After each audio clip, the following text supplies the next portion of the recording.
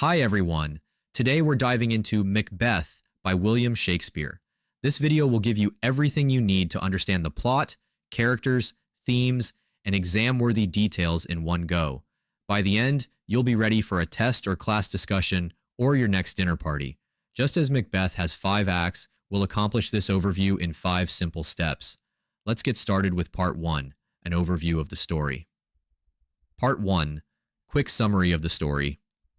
Macbeth is one of Shakespeare's most famous tragedies, written around 1606. Set in Scotland, it follows Macbeth, a loyal general, as he transforms from a respected warrior into a paranoid tyrant, driven by ambition and haunted by guilt. Here's the short version. Macbeth is a brave and loyal general who helps King Duncan win a major battle. He's initially well regarded by the king and has no immediate designs on the throne. At this time, he holds the title of Thane of Glamis, a Scottish noble rank similar to an earl. After the battle, Macbeth receives another noble title, Thane of Cawdor, as a reward from Duncan. This promotion is significant because it's a rare honor, given only to those the king highly trusts. Shortly after, Macbeth and his friend Banquo encounter 3 witches who deliver a prophecy. They tell Macbeth he will eventually become king and that Banquo's descendants will also be kings. This prophecy sparks Macbeth's ambition, especially as he now holds a title close to the throne. Once Lady Macbeth hears about it, she urges him to take the prophecy into his own hands by killing King Duncan and seizing the crown. Initially hesitant, Macbeth's ambition overtakes his loyalty, and he murders Duncan in his sleep. This act of regicide begins Macbeth's downfall. Racked by guilt and paranoia, Macbeth orders more murders, including Banquo's and Macduff's family, to secure his position. Eventually, he is overthrown and killed by Macduff, and the rightful heir, Malcolm, is crowned king. Part 2. Key characters. Now let's break down the main characters and what you need to know about each. Macbeth, the protagonist and tragic hero. Macbeth starts as a loyal and honorable warrior with no intention of becoming king until the witch's prophecy sparks his ambition. His tragic flaw, or hamartia, is his unchecked ambition, which leads him to kill King Duncan, Banquo, and others. Throughout the play, Macbeth is haunted by visions and paranoia, symbolizing his deep-seated guilt and moral decay. Lady Macbeth, Macbeth's ambitious wife. She is instrumental in persuading Macbeth to kill Duncan, though she eventually becomes overwhelmed by guilt. Her famous hand-washing, where she tries to remove the imagined bloodstains from her hands, is a powerful symbol of her guilt. By the end of the play, her guilt drives her to madness and death. The 3 witches, also called the Weird Sisters, they initiate the prophecy that Macbeth will be king, but they don't directly tell him to commit any murders. Their role raises questions about fate and free will. They represent temptation, but Macbeth's actions are his own choices. Teachers often ask if the witches are responsible for Macbeth's actions, so be ready to argue both sides. Banquo, Macbeth's friend and fellow general who is also given a prophecy that his descendants will be kings. Unlike Macbeth, Banquo is wary of the prophecy and resists ambition, which makes him a foil to Macbeth. Macbeth's fear of Banquo's lineage leads him to arrange Banquo's murder. Banquo's ghost later haunts Macbeth, representing Macbeth's guilt and paranoia. Macduff, a nobleman who becomes Macbeth's enemy after Macbeth murders Macduff's family. He ultimately fulfills the witch's prophecy by killing Macbeth, as he was not born of woman in the usual sense, but rather delivered by C-section. Macduff symbolizes justice, loyalty to Scotland, and a commitment to restoring order. Malcolm, King Duncan's son and the rightful heir to the throne. After his father's murder, he flees to England for safety, but later returns to overthrow Macbeth. Malcolm's rule represents the return of legitimate kingship and order, contrasting with Macbeth's tyrannical rule. Part 3. Key themes. Let's go over the major themes of Macbeth, as they're likely to come up in exams. Ambition and power. Macbeth's unchecked ambition, triggered by the witch's prophecy, drives him to seize power at any cost. His ambition disrupts the natural order, leading to tyranny and chaos in Scotland. Guilt and conscience. Guilt is central to Macbeth's and Lady Macbeth's descent.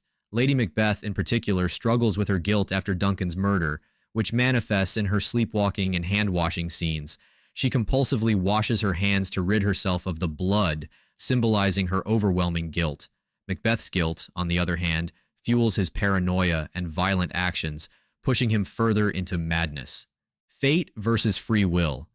The witch's prophecies introduce the idea of fate, but it's Macbeth's own choices that lead to his downfall. The play raises questions about whether Macbeth is destined to fall or if he could have chosen a different path. Teachers love to ask whether his downfall was fated or self-inflicted, so be prepared to discuss both angles. The supernatural. The supernatural elements like the witches, hallucinations, and Banquo's ghost enhance the play's eerie and dark atmosphere. They suggest that dark forces may influence Macbeth, but ultimately, it's Macbeth's own decisions that seal his fate. The nature of kingship. The play contrasts good kingship, represented by Duncan and Malcolm, with Macbeth's tyranny. Shakespeare shows how a rightful king brings peace and order, while an illegitimate ruler brings chaos and suffering to the land. Part 4. Important symbols. There are some key symbols in Macbeth that are worth knowing. Blood. Blood represents guilt and is a recurring image throughout the play. After Duncan's murder, Macbeth says, "Will all great Neptune's ocean wash this blood clean from my hand?" showing how deeply guilt has affected him. Lady Macbeth's obsessive hand-washing later in the play also symbolizes her attempt to cleanse herself of guilt. The dagger. The imaginary dagger Macbeth sees before killing Duncan represents his internal conflict. It symbolizes his ambition pulling him toward the murder, but also his conscience, which he ultimately ignores. Sleep. Sleep symbolizes innocence and peace, something both Macbeth and Lady Macbeth lose after Duncan's murder. Macbeth murders sleep and is plagued by nightmares, while Lady Macbeth's guilt manifests in sleepwalking. Darkness and night. Darkness in the play symbolizes the evil and moral corruption that accompany Macbeth's actions. Almost all major crimes happen at night, emphasizing the play's themes of deception and hidden motives. Part 4. Key quotes to remember. Let's end with some quotes that may come up on tests or exams. Fair is foul and foul is fair. Act 1, Scene 1. The witches say this line, which sets up the play's themes of deception and moral corruption, suggesting that appearances can be misleading. Is this a dagger which I see before me, the handle toward my hand? Act 2, Scene 1.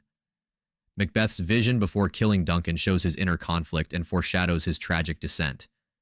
Out, damned spot, out, I say! Act 5, Scene 1.